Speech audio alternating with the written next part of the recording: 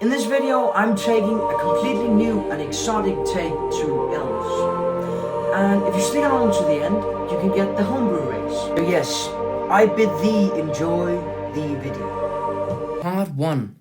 The Law. These elves are different from the normal elves. Partly because they don't come from a Fey ancestry. They come from a celestial ancestry. They were born out of the earth when in ancient times the mighty gods of the sun, the moon and love fought on top of a mighty mountain. In this fight they bled, and their blood trickled into the mountain. Slowly it seeped through the earth, and it seeped into the core of the mountain. Each god's blood was attracted to their own metal. The blood of the sun god found its way to a rich golden ore inside of this mountain. The blood of the moon god found its way to a rich silver ore, and the blood of the love goddess found its way to copper. Imbued with the blood of these celestial entities and a little help from the god of love and creation, these new beings rose from the earth, dug themselves up and saw the light of day. These were the mineral elves. Elves made of 1/3 copper, silver or gold. Each respective race calling themselves the Aurum elves or the gold elves, the Argent elves or the silver elves, and the Cuprum elves or the copper elves.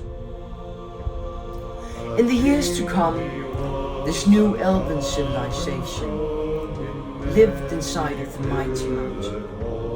They carved caves, mined ores, made great stone houses, each elf having their own role in this society. For example, the golden elves, born of the sun god, were natural leaders, becoming princes, kings, leaders of all sorts. The Argent elves, or the silver elves, had a natural affinity for mystical things. They were often healers, clerics, sorcerers.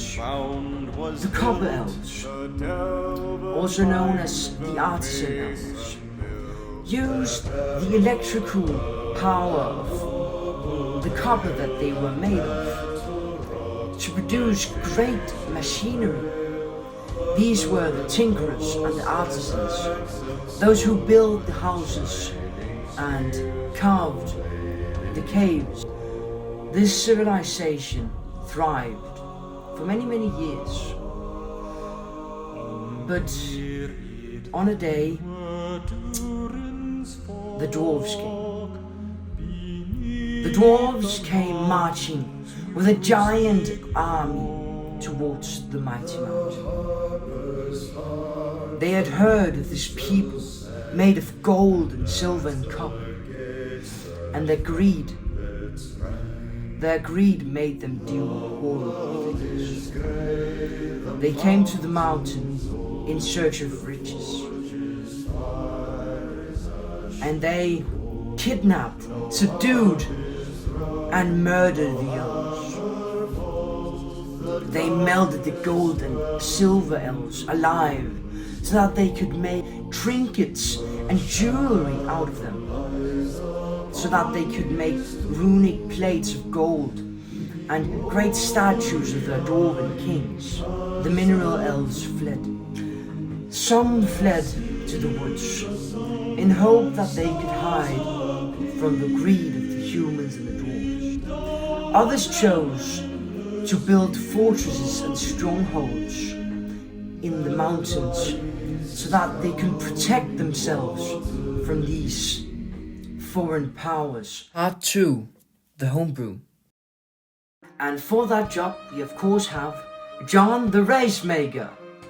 Here you go. Thank you. For today we are going to redesign elves. So I have studied the minerals of gold, silver and copper. So for the race features, they of course get the vanilla elf race features, like for example speed of 30 feet, Darkvision, fair ancestry, but now it's just called celestial ancestry instead, and of course trance. But what normal elves don't get is electrical conductivity.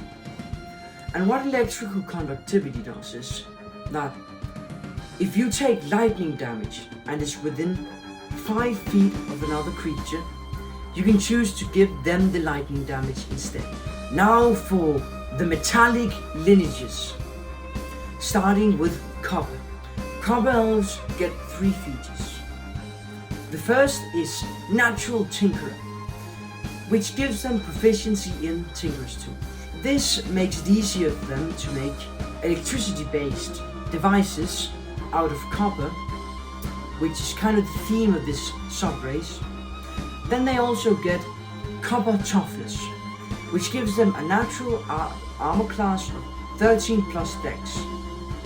And for the last feature, they get Child of the Love Goddess, which gives them 1 free cast of Friends per long rest. Now for the Argent Elves. The Argent Elves, because silver is very good at conducting lightning and electricity, so they get a feature called Supreme Conductor. And what Supreme Conductor does is that whenever they deal lightning damage, they can ignore resistance and treat rolls of 1s as 2s. Then they also get 1 free cantrip from the Wizard spell list because of the feature Child of the Moon Goddess. For Gold Elves, they get Child of the Sun God, which gives them resistance to radiant damage, and Natural Leader, which gives them proficiency in Persuasion. If you like this video, then leave a like and comment, and tell me what you want me to upload next. Then also subscribe if you want to hear more from me.